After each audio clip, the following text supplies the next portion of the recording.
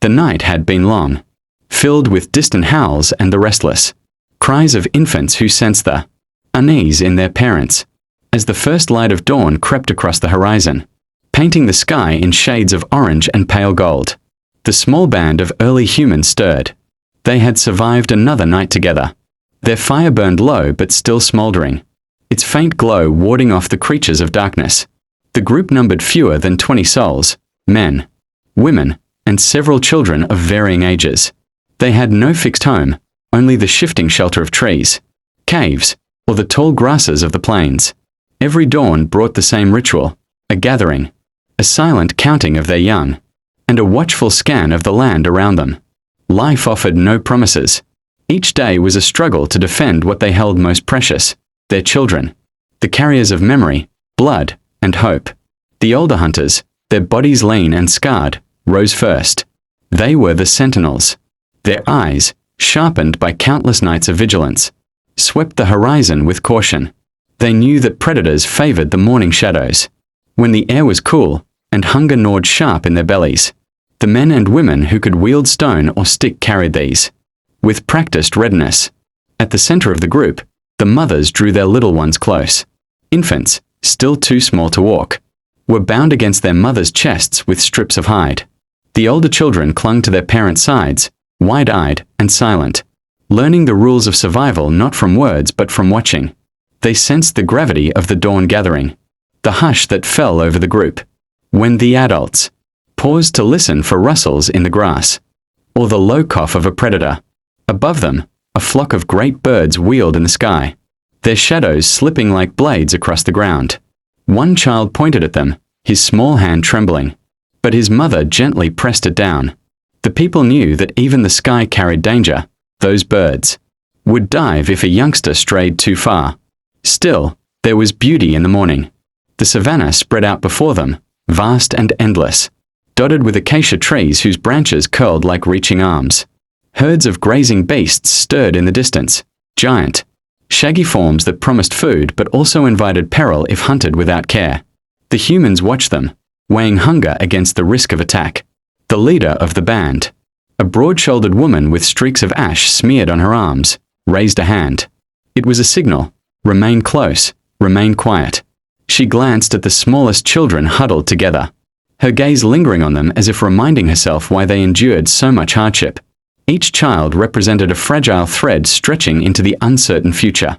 The first warmth of the sun had barely touched the earth, when the warning came, not from words, but from silence. The birdsong cut off suddenly, replaced by the faint hiss of wind through the tall grasses. One of the older hunters stiffened, nostrils flaring. He had lived long enough to trust his instincts. Something moved out there. A faint ripple passed through the savanna, almost invisible unless one watched closely.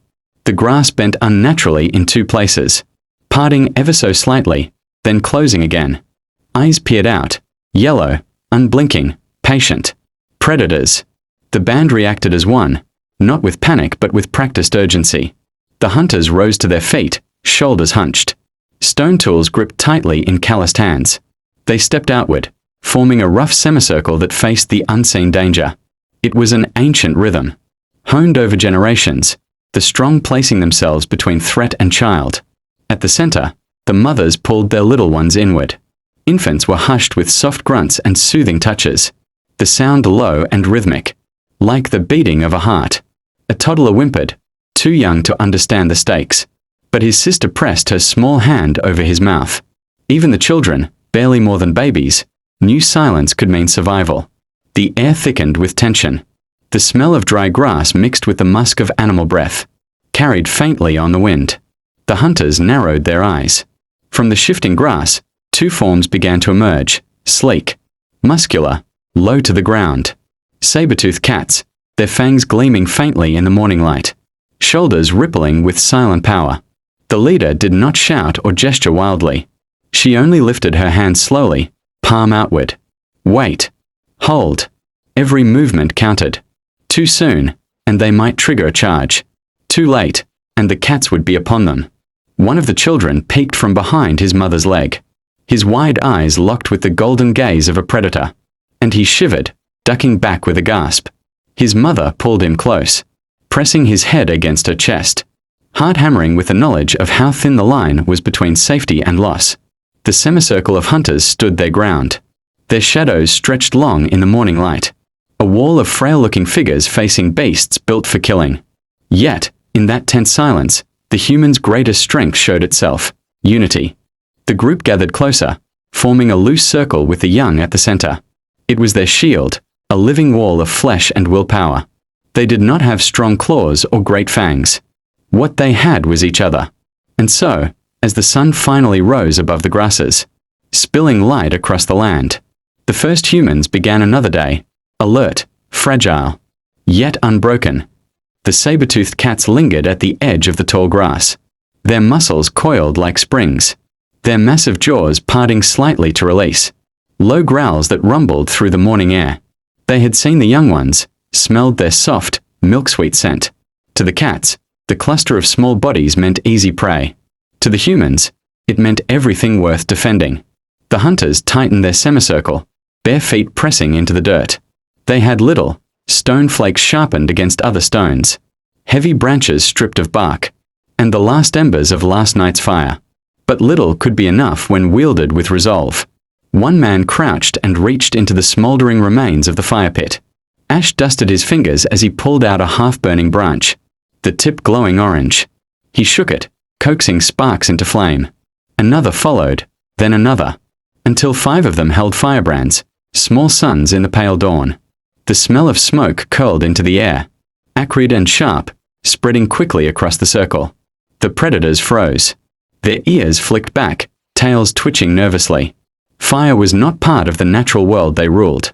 It hissed, cracked, and spat unpredictably, biting with heat and light.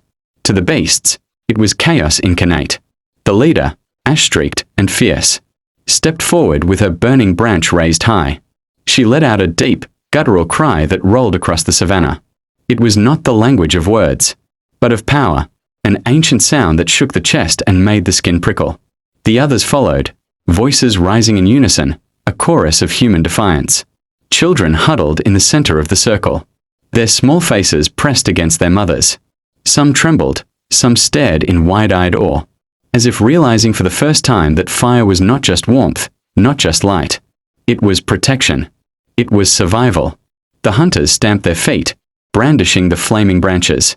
Stone tools glinted in the sun. The crackle of fire and the pounding of feet merged with human cries, creating a rhythm of noise and fury. The ground itself seemed to answer with vibrations that traveled into the soil.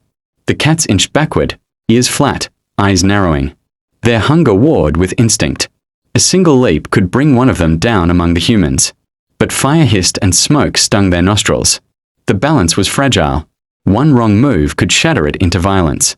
A young hunter, barely old enough to call himself a man, swung his branch wide, sending sparks raining down. The flare startled one of the cats, making it flinch and retreat a step. Encouraged, the others advanced a little, their voices louder, their movements bolder. They were no longer prey cowering in silence. They were a wall of light and noise, armed with stone, stick, and flame. For a moment, time itself seemed to hold its breath. Predator and prey stared across the narrow space. But this morning, fire tipped the scales. The humans had forged a weapon greater than tooth or claw. And with it, they carved out a fragile shield for their young. The standoff stretched into long, tense heartbeats.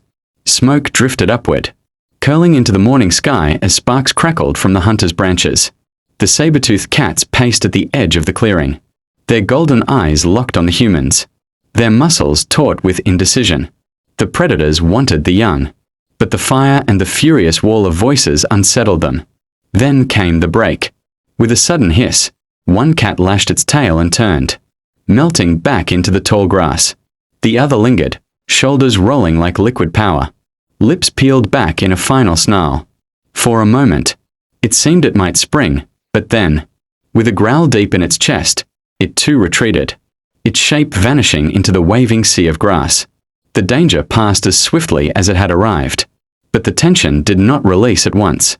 The hunters stood firm for several breaths longer, firebrands still raised, eyes scanning for movement. Only when the silence returned, when the birds dared sing again, did the semicircle slowly relax. A murmur rippled through the group, part relief, part awe. The mothers loosened their grips on their children, pulling them close in embraces that shook with aftershock. One infant began to cry, a thin wail that carried across the savanna. But this time no one silenced it. The threat was gone. The sound was life itself, a declaration of survival. The leader lowered her burning branch to the ground, pressing its glowing tip into the soil until the smoke curled upward in a final hiss. She looked at the young gathered at the center, some clinging to their mothers, others peeking out with wide, shining eyes. In their faces, she saw fear, but also something more, wonder. They had witnessed the power of unity, of fire, of their people standing as one against the great beasts of the earth. One of the older children, no more than 6 summers old, reached a tentative hand toward the firebrand in his father's grasp. The father knelt, showing him the stick, letting the boy feel the warmth radiating from the ember's heart. The lesson was unspoken but clear. This was their shield, their secret, the thing that kept death at bay. The child nodded solemnly, as if accepting a responsibility far larger than himself. The hunters regrouped, their shoulders sagging with exhaustion. Yet, even as weariness tugged at their limbs, pride glimmered in their eyes. They had faced the fiercest hunters of the plains and prevailed, not with claws, not with fangs, but with fire, stone, courage, and each other. The band began to move, children hoisted onto backs or held by the hand, their small feet brushing the dirt as they walked. The savanna stretched wide and dangerous before them, but they carried something that no predator could match, the memory of victory. As the sun climbed higher, painting the land in gold, the group pressed onward. Behind them, the grasses swayed, hiding the retreating cats. Ahead of them lay more trials, more threats. But for this day, the young were safe, and the people walked together, fragile, unarmed compared to the beasts around them, yet unbroken, in their unity and their defense of the smallest among them. The first humans shaped the path of their kind, to endure, to protect, to live.